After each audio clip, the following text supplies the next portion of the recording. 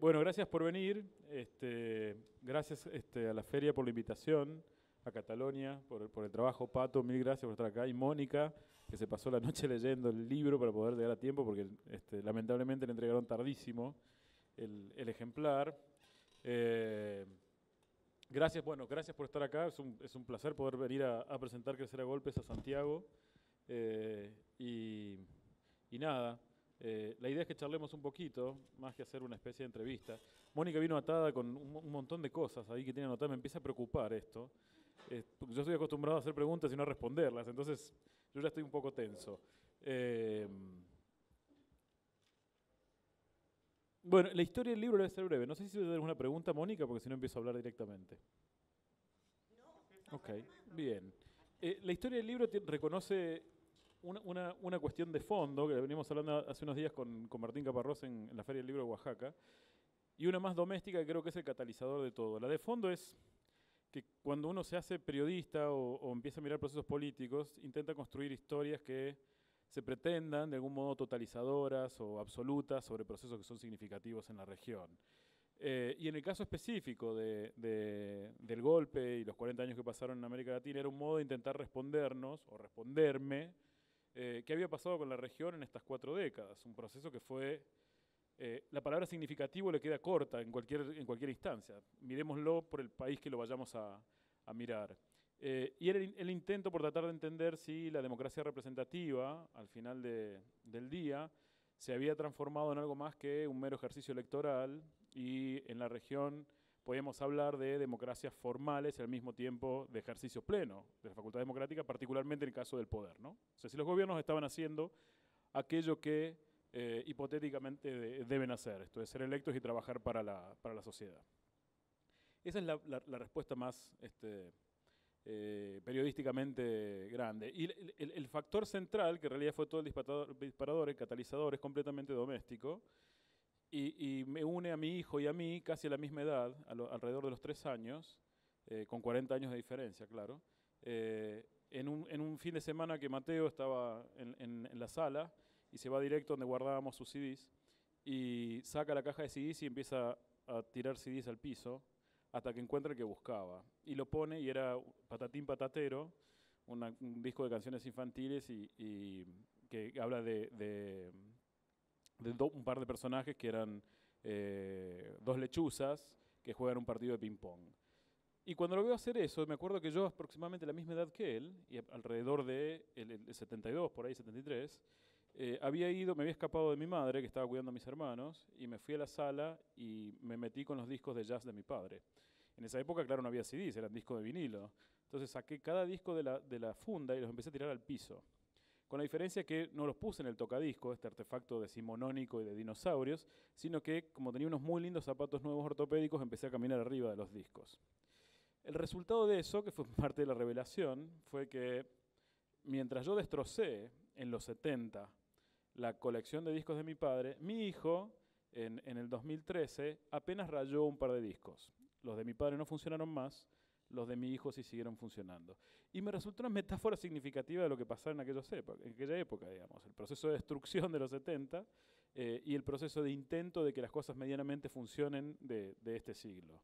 Cuando yo veo a Mateo haciendo eso fue el disparador que dije, bueno, acá hay un libro detrás que son unir los 40 años de América Latina, no con el hecho anecdótico de la relación de mi padre, de mí con mi hijo, sino básicamente de cómo un proceso político que fue extremadamente destructivo para la región inauguró a su vez las condiciones para rediscutir los modos en que la democracia se da en toda América Latina.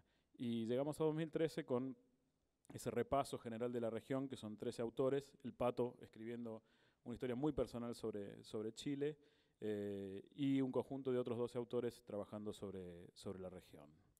Ese diría yo que es el resumen general. No sé si querés que te ceda la posta, Mónica. Dale. Bueno, muchas gracias por venir en este día de calor profundo. Que Chile convoque a escribir, primero que Chile convoque recuerdos, cariño, dolores y una infinita solidaridad en el mundo y en América Latina no es novedad para nosotros. Yo siempre me voy a preguntar por qué. Si comparo la lista de muertos y los números de muertos, son muchos más en Argentina, Pero creo que en eso Salvador Allende se gana el palmares de todo, porque obviamente encarna algo que es muy difícil de encarnar en un proceso revolucionario. Para un joven, adherir a una revolución en la que tú no tienes necesidad de matar y tampoco tienes necesidad de morir para cambiar el rostro de miseria de un país, no creo que haya una metáfora, una ecuación más cautivante que aquella. Y por eso este libro, yo quiero decir, voy a empezar por confesiones, acepté presentarlo sin haberlo leído. Cosa que lo hice por dos razones fundamentales, porque está Pato Fernández entre los autores, y porque además de Pato están varios amigos míos, a quienes yo estimo muchísimo, y estimo y creo y respeto por su talento, por su infinito talento. Pero no tenía mucha confianza. Estas recopilaciones nunca, estas veces de ensaladas, no sé, nunca me han merecido mucha curiosidad. Me equivoqué. Lo leí tarde porque me lo entregaron tarde y como no me gusta llegar a los lugares sin haber cumplido mi tarea, lo leí anoche hasta las 4:15 de la madrugada. Y me cautivó. Y quiero recomendarlo, pero calurosamente. Si no, habría hecho una presentación decorosa. Pero no, tiene cosas fantásticas. O sea, yo pensaba, esto se asemeja a lo que yo sentí cuando abrí el cuaderno de Enrico Berlinguer, que era el secretario general del Partido Comunista Italiano en septiembre de 1973, y está todo lo que lo conmociona, lo que ocurre en Chile, que se encierra durante 15 días a escribir sobre las lecciones del golpe de Estado en Chile. Esos escritos de Berlinguer estremecen. Estremecen porque lo obligan a uno a mirarse al espejo de lo que hicimos bien y mal, y de lo que perdimos. Y de lo que perdimos es de lo que se trata, ¿no? Porque aquí vamos a encontrar algunas joyas. Por ejemplo, Patricio Fernández nos va a hacer un recorrido y un retrato de una parte muy íntima, que es el latifundio en Melipilla, pero desde una mirada próxima, porque él vive ahí. Entonces nos muestra un Chile que es muy difícil conocer de manera íntima del lado de las víctimas, del lado de los que creen que el golpe fue un horror. A mí me gustó mucho, me gustó porque no tiene pretensiones y porque uno ama esos textos que no tienen pretensiones y solo buscan llegar al lector. Después hay un texto que yo no tengo idea, no he visto nunca, pero ahora lo único que quiero es conocer al autor, porque me fascinó.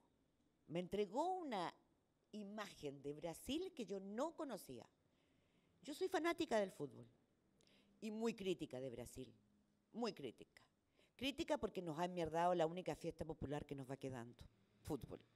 Havelange fue el último emperador que tuvimos y el más permanente, autoritario, déspota, corrupto, ladrón, tramposo. Tiene toda. Y en este libro, y lo último que faltaba, y Brasil es el último país que tiene encerrados los secretos de la Operación Cóndor y se resiste a pesar de llevar 2 gobiernos de Luna y 1 de Dilma, y ahora vamos al segundo de Dilma. ¿Por qué, mira chica, no abren los archivos de la Operación Cóndor? ¿Hasta cuándo? Ahí están los secretos de los golpes de Estado de toda América Latina. Ya está bueno. Bueno, pero esta historia es una maravilla, porque si hay algo que van de la mano en Brasil es dictadura y fútbol. Y yo no había leído esa historia. Bueno, en este libro van a encontrar la primera historia que yo leo magistralmente escrita de cómo se van engarzando y de cómo en esa danza de asquerosidad surgen los héroes. Zico, el maravilloso doctor Sócrates, uno de los jugadores más fascinantes del último tiempo. Y va contando cómo Zico, Sócrates, de la mano de otros, van siendo los verdaderos héroes, el verdadero heroísmo en Brasil, en medio del vendaval y de las fiestas y carnavales del fútbol. Mientras ese país que se niega a saber que hubo torturas, desaparecidos y represión horrorosa, la asfixia con el carnaval del fútbol. Un párrafo de mi colega, no colega porque yo creo que es escritor, yo soy periodista, Es periodista, de hecho. Mario Magaláes. Dice, el presidente de la Confederación Brasileña de Fútbol, José María Marín, era diputado oficialista en 1975, cuando acusó una supuesta infiltración comunista en la televisión pública. Unas semanas después, el director de noticias de la estación TV Cultura murió a causa de torturas. En la cárcel, en ese preciso momento, la guerrillera Dilma Rousseff sufría el pau de arara, un instrumento de martirio empleado desde la esclavitud. Más tarde, en la Copa de las Confederaciones, Dilma y Marín posaron juntos y sonrientes. El poder, ¿no? Bueno, este capítulo es precioso. Después está Vladimiro Montesinos y su imperio y su admiración por Pinochet. Otro capítulo que me fascinó, Sergio Ramírez y su paseo por el canal de Nicaragua, que ahora finalmente de la mano de los chinos, qué horror, se está construyendo mientras la pobreza y la corrupción en Nicaragua pampean y nos hace atragantar, y que se nos dé vuelta el estómago a todos aquellos quienes pensamos, a todos aquellos a quienes recordamos, a quienes murieron bajo la dictadura de Nicaragua de tantos años, y en esa revolución sandinista que nos hizo enardecer el corazón y que nos hizo volar la esperanza hacia lo infinito. Pero esa es la historia, ¿no?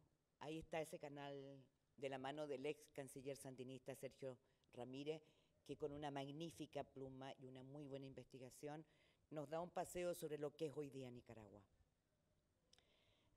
Y después vamos a reconocer, en todos reconocemos los buscadores de huesos.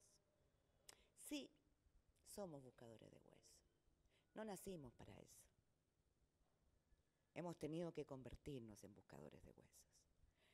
Pero en América Latina tenemos un denominador común. Son millones los que han tenido que convertirse en buscadores de huesos. Y Carlos Dada, magistralmente, de verdad, de una manera maravillosa, nos involucra y nos envuelve a Chile y El Salvador en una historia común de buscadores de huesos y en una historia común de los grandes dolores. No quiero contarles porque quiero que lo lean, solo quiero recordar que Carlos Dada nos habla muchísimo de un personaje que se llama Roque Dalton, el poeta Roque Dalton. Y entonces, cuando nos habla de lo que hicieron la derecha salvadoreña, los militares salvadoreños con el apoyo de la CIA, cómo asesinaron, cómo violentaron, cómo arrasaron con poblados enteros. Habla de cómo la violencia se permea y se va colando en cada intersticio de nuestra vida. Y dice, el 10 de mayo de 1975, el poeta revolucionario, poeta Roque Dalton, fue asesinado por sus compañeros de armas. Le metieron un balazo por la espalda después de interrogarlo y golpearlo. Su cuerpo fue arrojado por sus propios compañeros a un cementerio de lava volcánica llamado El Playón, donde lo devoraron los animales. 2 décadas después, me salté 2 párrafos, Joaquín Villalobos, firmante de la paz y comandante del Ejército Revolucionario del Pueblo, uno de los asesinos de Roque Dalton, le confesaba el crimen 2 décadas después a Juan José Dalton, hijo del poeta. Escudándose en una decisión colectiva, llamó al asesinato, comillas, el error más grande que he cometido. Estas son las costuras en nuestra búsqueda de huesos, porque Carlos Dada nos pone el acento en quiénes son los pilares de la historia más hermosa de ese país. Monseñor Romero, asesinado por los militares y pagados por Estados Unidos, Roque Dalton, guerrillero. Y nos dice y nos recuerda algo terrible. Nos dice, bueno, cuando la guerra terminó, la violencia no se apagó. Los salvadoreños jóvenes que habían huido a Estados Unidos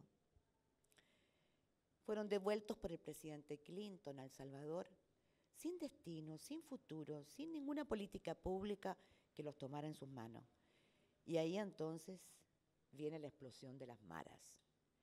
Para los que no lo saben, hoy día las maras en El Salvador son el principal problema por los crímenes, los robos, la violencia, los secuestros, y son en su mayoría formadas por jóvenes. Muchos de ellos llegaron de Estados Unidos deportados por el gobierno de Clinton. Los devolvió cuando ya no les servían. Esos son los capítulos que no están escritos entre las relaciones de nuestras tierras y el imperio, ¿no? Bueno, Carlos Dada se pregunta, exdirector del diario El Faro, uno de los más importantes de El Salvador, dice, ¿qué habría pasado aquí si allá en Chile hubieran dejado a Allende terminar la presidencia?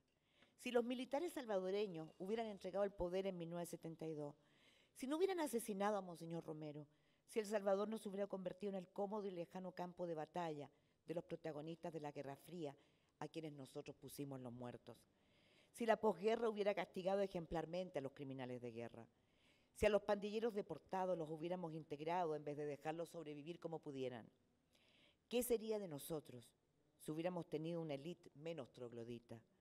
¿Y qué, al fin y al cabo, sería de Roque Dalton en estos días si lo hubieran dejado vivir?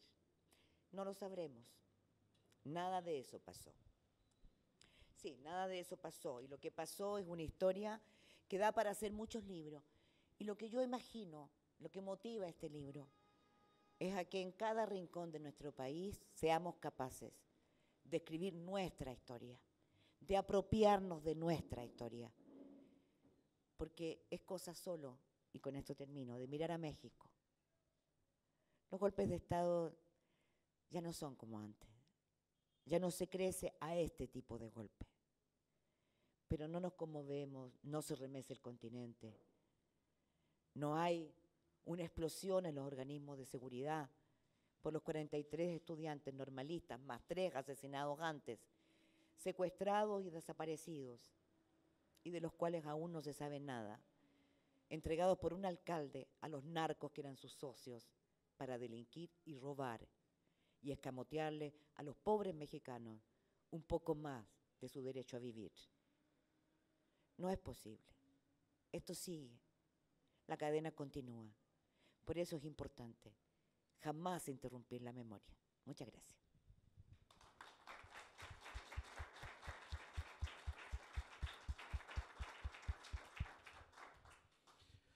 ¿Se escucha? Sí. Hola, Pato. Cuando estaba trabajando en el libro, mi decisión, la única decisión clara que tenía es que Crecer a Golpes tenía que empezar por la historia de Chile. Y es una historia que tuvimos que, no sé, 2 meses yendo y viniendo para terminar de afinar la historia.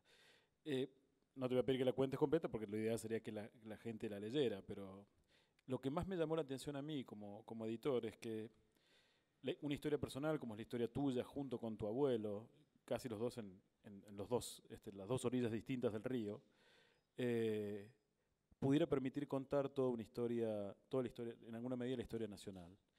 Y hay algo que me dejó profundamente, que me quedó marcado, y es que si bien las cosas cambiaron y el proceso se fue dando y fue transformando el país, hay una serie de personajes como aquellos que trabajaban con tu abuelo que todavía permanecen en una especie, no lo sé, vos decime, de tiempo inmemorial que no pareciera haber cambiado. Es como si fueran las deudas todavía pendientes del supuesto Chile ordenado, ¿no?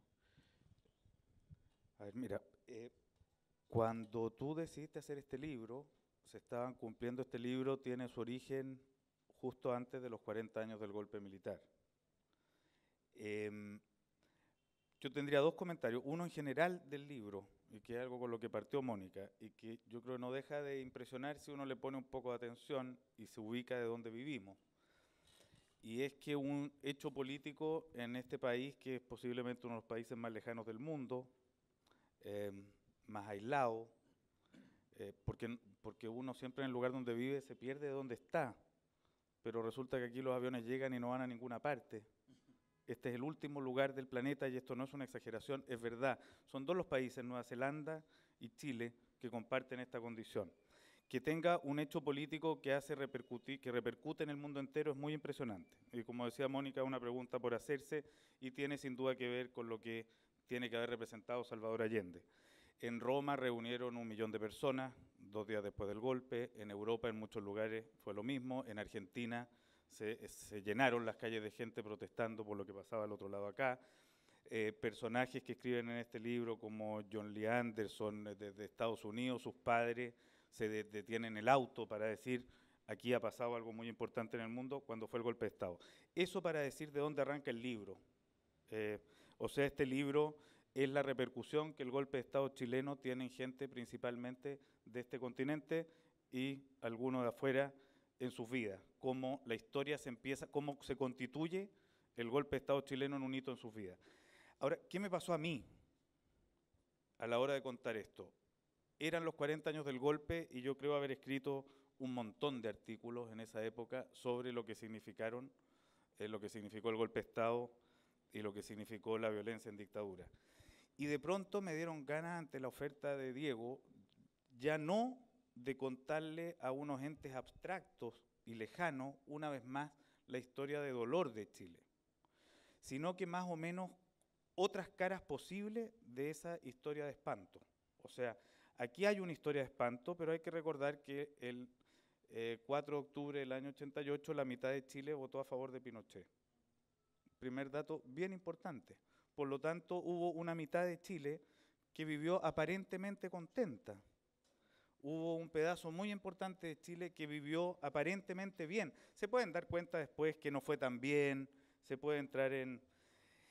Y me resultó ahí muy paradigmático un espacio en el que yo pasé mi infancia, que era un campo en Melipilla, donde yo iba como nieto del patrón del campo, donde adentro de ese campo vivían los inquilinos, donde los inquilinos vivían, desde la mirada del niño que yo era, una perfecta armonía. Se suponía que el niño que yo era se entendía perfectamente con unos empleados de un patrón al que querían. La reforma, lo que había pasado antes y lo que pasaba alrededor de ese micromundo que era ese campo, no tenía mayores repercusiones ahí hasta que uno lo va descubriendo y va apareciendo. Y va pasando un proceso que yo creo que es muy propio de la historia de Chile, de los últimos tiempos. ¿Y eso es? O sea, que esa armonía, esa calma, esa paz, ese supuesto entendimiento que se vive en un espacio nuclear tiene contornos que son macabros, tiene muertos debajo de la tierra, tiene historias pasadas de altas tensiones, tiene, en el caso, por ejemplo, concreto de este relato, de este lugar, esto acontecía en un campo feliz, donde todos nos entendíamos bien, donde donde patrones y empleados tenían una vida muy armoniosa, pero donde si tú crecías y investigabas, pocos meses antes de ese golpe militar había habido una reforma agraria, se había producido uno de los levantamientos más violentos de grupos miristas para recuperaciones de tierra, donde se había generado un conflicto importantísimo en el que trabajadores de las zonas habían llegado armados a quitarle los campos a los patrones, donde debe haber estado mi abuelo. Adentro de ese campo en el que se vivía esta armonía entraban los militares los fines de semana y en distintas épocas a hacer ensayos y prácticas de tiro en los cerros. No quiero imaginarme ni saber qué extrañas tinglados habrán habido entre mi abuelo y los milicos. No quiero imaginarme siquiera si habrá él sabido lo que pasaba en Tejas Verdes, unos cuantos kilómetros a la costa, en Lonquén, unos cuantos kilómetros hacia el centro, en los campos de alrededor de ese Melipilla maravilloso en el que aconteció la infancia. Entonces, quise de alguna manera contar esa historia que va apareciendo, que ya no es la historia que los chilenos sabemos, que ya no es la historia, no todos la saben, pero no importa, que ya no es la historia que se supone que tenía que contar, sino que es la historia que se supone que no es heroicamente contable, que es la historia de un país que se desarrolla en medio de sus propios pecados, que convive con un montón donde la culpa no es siempre del lado, donde el narrador no tiene siempre que contar el horror que ha vivido, sino que el placer que ha vivido en medio del horror, donde no todo es denuncia de injusticia, sino que se vivieron vidas completas, matrimonios, amores, felicidades, desarrollos, etcétera, en medio del espanto. Y tengo la impresión de que la conclusión de eso, además, también nos implica todo. O sea, transcurridos 40 años de historia, lo que a mí me costaría mucho decir si esto ha sido todo para peor, todo para mejor, todo para no sé qué. Parece que empieza a constituirse como unas vidas que tienen de dulce y de agraz. Ese campo cambió completamente. La estructura agraria en la que yo crecí prácticamente desapareció en Chile. Yo crecí en un campo adentro del cual vivían los trabajadores como vivían los siervos de la gleba al interior de un feudo en el siglo XI, y no es una metáfora, es bastante así. Las casas de los inquilinos estaban adentro del campo. Si un inquilino se enfermaba, acudía a mi abuelo. Mi abuelo era el buen patrón. Como buen patrón ha sido Fidel Castro en Cuba, y como buen patrón han sido reyes en otros lados y tiranos de todas las especies. El buen patrón se preocupa de sus inquilinos en el entendido que no son lo mismo. El buen patrón quiere a los que trabajan ahí, etc.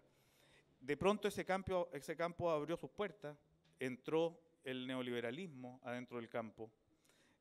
Los inquilinos salieron de ese lugar y tuvieron sus casas en poblaciones, en poblaciones con subsidios, donde cada uno fue dueño de su casa. El campo se fue convirtiendo progresivamente, bordeaba el centro de Melipilla, por lo tanto esas tierras agrarias empezaron a venderse como tierras urbanas. En la plaza de Melipilla, donde yo crecí y se llegaba a caballo, se instaló un mall. La catedral se cayó el día del terremoto.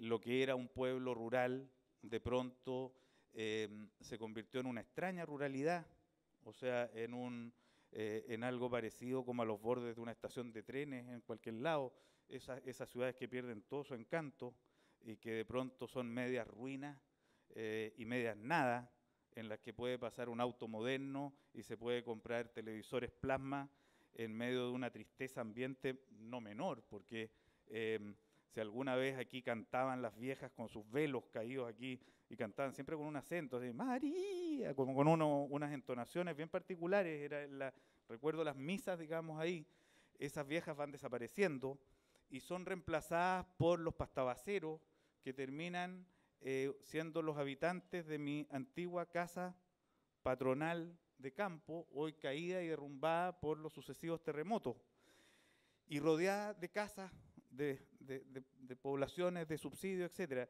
Yo creo que hay algo de eso en la historia reciente de Chile. Y no para decirlo calamitoso, porque tiene lugares donde ha sido más feliz. Melipilla yo diría que es particularmente infeliz su desarrollo. Si tuviéramos tiempo contaría la de injusticias que se aglomeran ahí, porque alrededor de Melipilla están algunas de las familias más millonarias de Chile, y no obstante nunca han procurado que la pequeña ciudad donde van de compras el fin de semana sea algo más que un supermercado cagón, mientras sus propias vidas han crecido tanto. Esto va a decir que esa es la pequeña historia de Chile de los 40 años que yo quise contar, no porque fuera la única, sino que habían otras muchas que contar.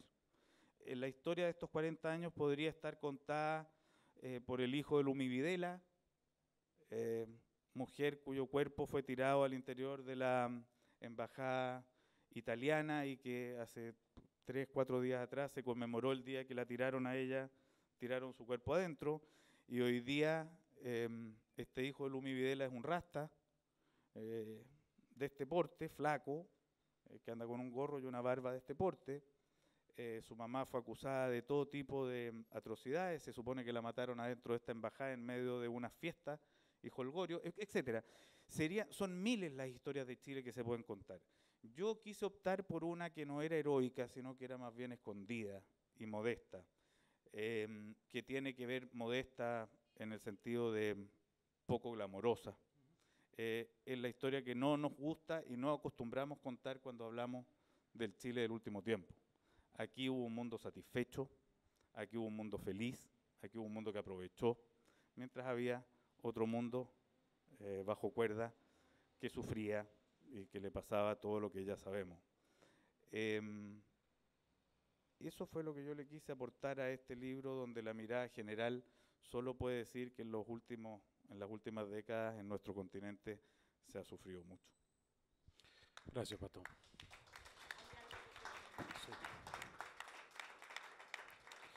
Si alguien tiene alguna pregunta, por favor solamente levanta la mano y lo planteo. Yo sí tengo una, en todo caso, para los dos. Voy a salir del lugar de editor y voy a volver a ser periodista de nuevo.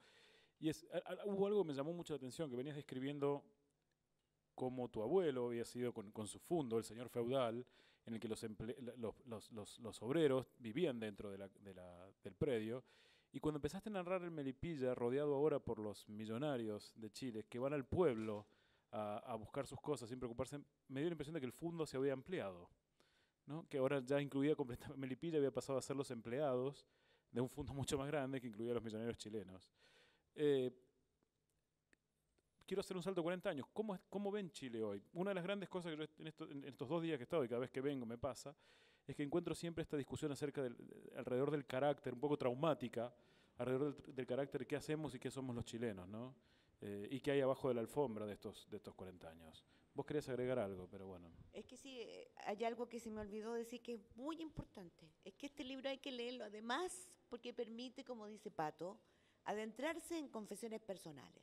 Está la de Pato, está la de Leonardo Padura. Para todos aquellos que leyeron y que les fascinó, y que yo sé que son muchos, El hombre que amaba a los perros, aquí hay un regalo. Aquí está el relato íntimo, y lo hace explícitamente Leonardo Padura, de lo que le pasó a él, por qué escribió ese libro, por qué Iván, el hombre que encuentra, ¿no es cierto?, a Mercader en la playa, representa mucho de él, y lo dice y cuenta qué le pasó a su generación cuando sucedió el golpe de Estado en Chile. Y uno se ríe mucho en una parte cuando dice, de repente empezamos a vernos sumergidos, ocupados, por quenos, charangos y unos ponchos que derretían en el calor del trópico, porque había que estar a tono con la revolución que venía del sur. Yo se los recomiendo. Es una joya, porque yo no esperaba encontrarme un relato tan íntimo de Padura. Lo mismo hace John Lee Anderson, y no quiero ser mala, porque aquí hay casi todos hacen confesiones muy íntimas. Están los paseos por Guatemala. Con respecto a tu pregunta, no se puede contestar rápidamente. Imposible, porque hay cosas evidentes. Yo no dejo cada mañana, no, ya ahora ya no está a las mañanas, pero día por medio, cada 3 días. En las mañanas cuando me despierto, que es un momento muy rico para mí, exquisito, me encantan las mañanas, me encanta el despertar, el amanecer. No dejo de sentir que es un privilegio que tengamos garantizado el derecho a la vida y que no vengan, no temamos, ¿no es cierto?, que autos desconocidos, sin patente y con personas tan asquerosamente morbosas, violentas, nos saquen o a nosotros o nos arranquen a un ser querido de nuestra casa.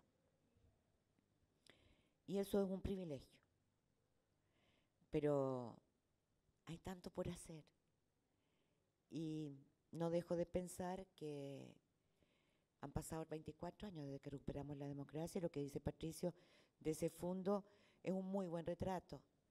Porque cuando uno va a las tiendas, a los malls, que me enrabia muchísimo, ¿no? Y uno camina hacia los caminos laterales, están los empleados de los retail almorzando en el suelo,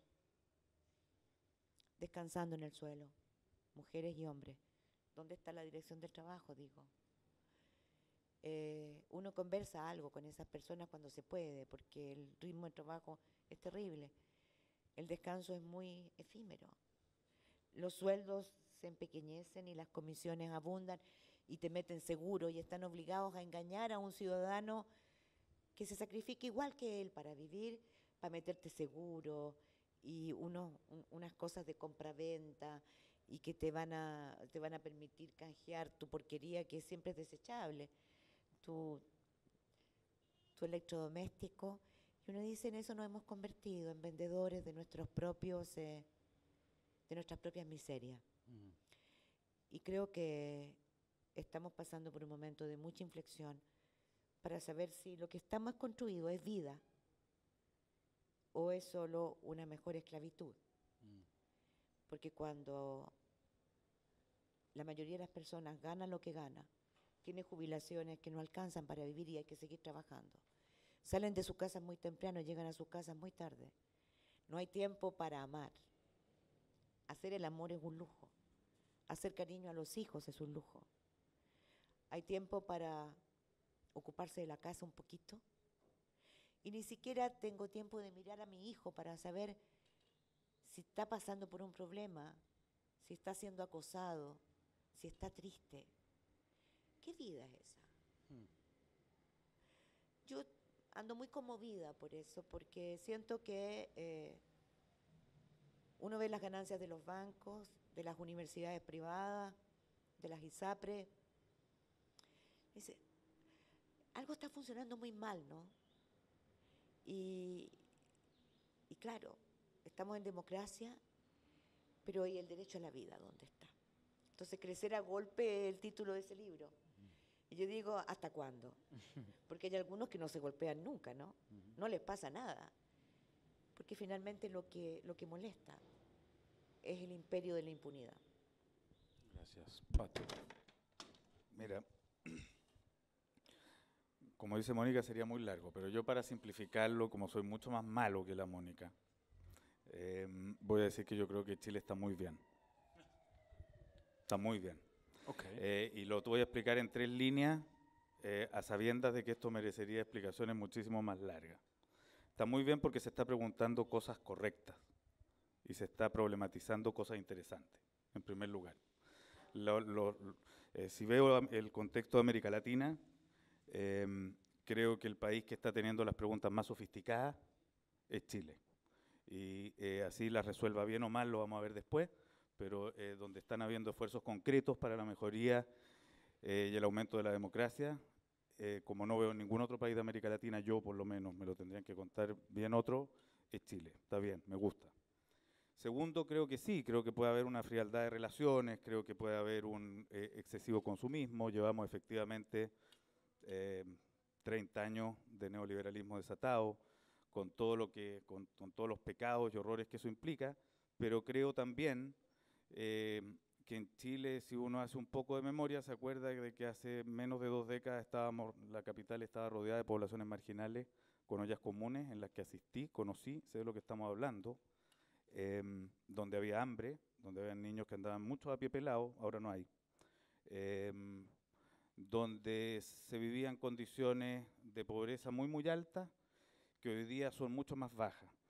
Si quisiera decir el lado contrario, o sea, poner el lado en ese sentido de la bonomía, en esa misma pobreza existía un valor comunitario que Chile ha perdido, que de pronto el 2011 sentimos que volvía a recuperarse con las marchas estudiantiles y que volvía a aparecer en las calles y que yo creo que hizo vibrar a mucha gente.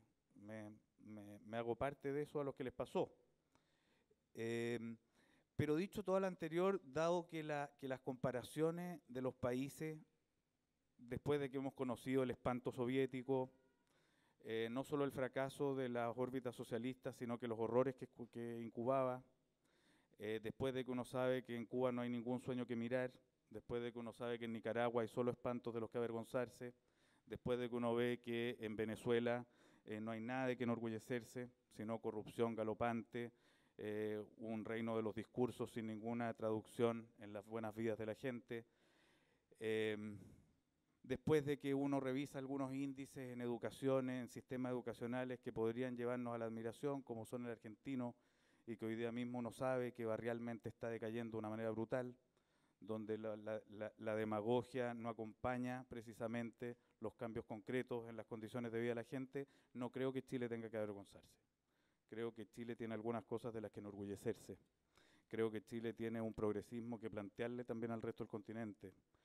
No está perfecto, no está solucionado, no pero creo que aquí hemos aprendido a valorar la democracia como en pocas partes del mundo, porque vivimos las consecuencias de la dictadura.